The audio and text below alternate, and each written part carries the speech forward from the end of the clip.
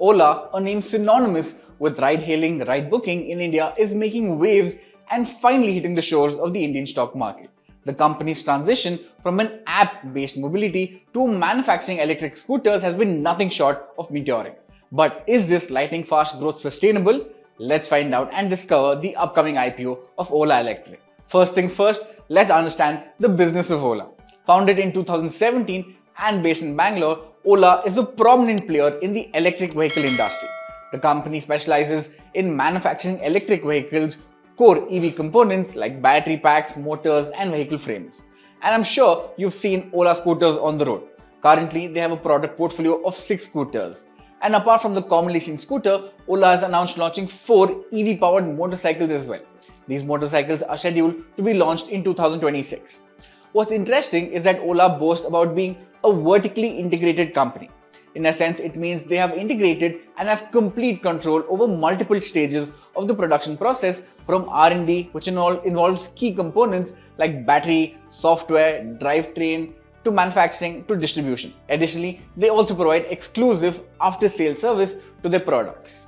Moving on to the IPO details. The Ola Electric IPO opens for subscription on August 2nd, 2024 and is set to list on both BSE as well as NSE with a tentative listing date of August 9th, 2024. It has fixed the upper price band at 76 rupees per share.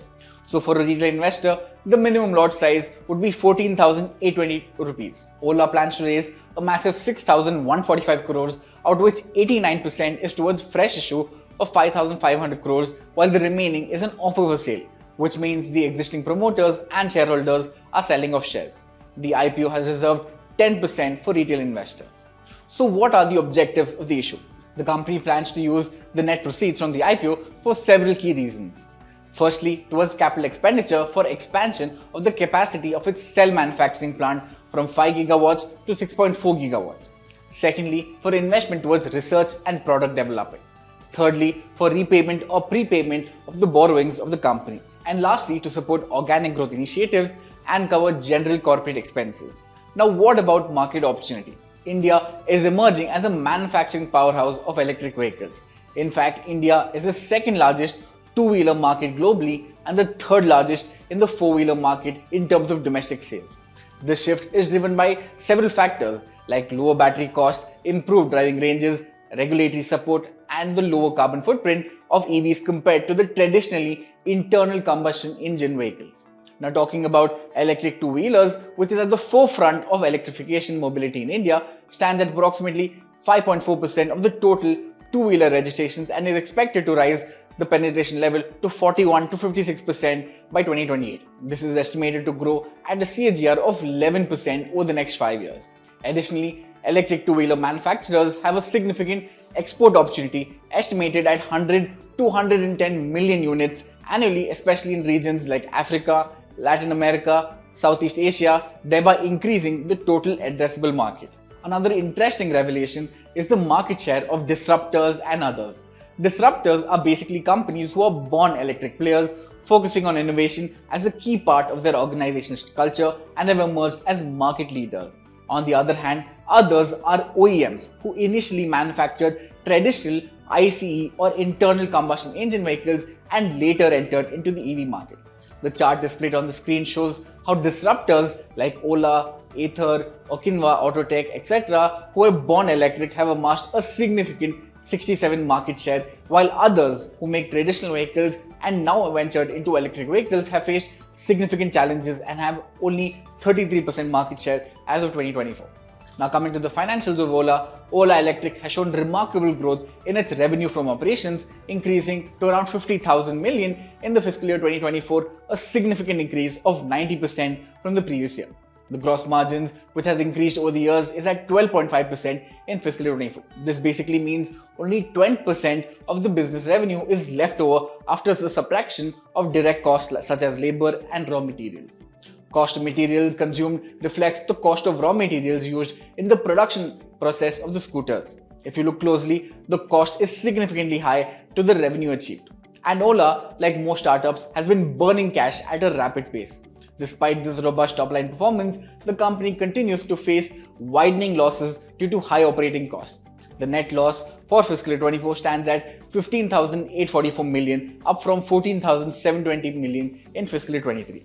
At the EBITDA level also, losses have increased, reflecting the high costs associated with its rapid expansion. This trend indicates that while Ola Electric is scaling its operations and market presence effectively, achieving profitability remains a key challenge. Now, what about peer comparison and valuation? Ola Electric is currently in a loss-making phase, as indicated by its negative EPS or earning per share of minus 4.35 and return of net worth of 78.4%. The negative PE ratio of minus 17.47 further reflects the company's financial losses. So Ola Electric is significantly lagging behind its peers in terms of profitability and operational efficiency. But an important point to highlight is that the competitor derives the revenue from the traditional ICE-based two-wheelers and hence are not completely comparable with a pure EV company like Ola. Now coming to our last segment, which is strength and weaknesses. Ola's strong brand image has given it a head start in the EV market. The trust built through its ride-hailing services has translated into customer interest in its electric scooters and has emerged as a disruptor in the electric two-wheeler segment.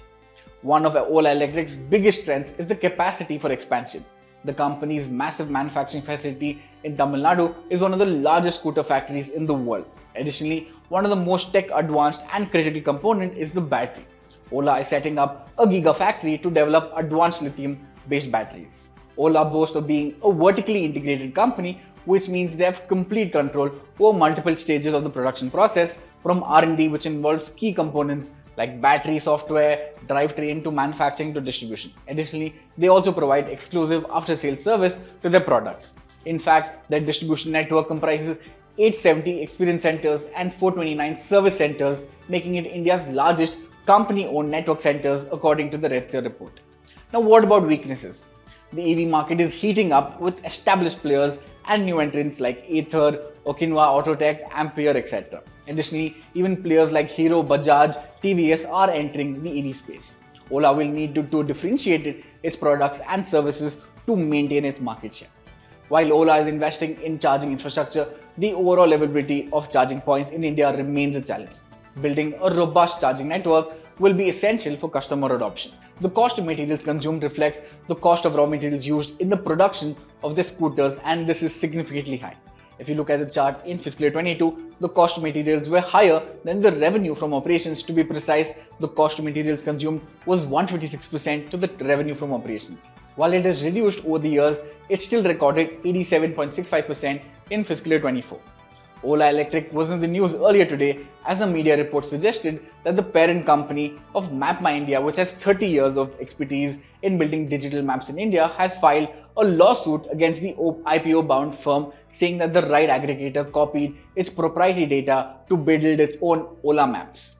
Having said that, this is me, Ralston, signing off. Have a great day and stay safe. Investments in securities market are subject to market risks. Read all the related documents carefully before investing.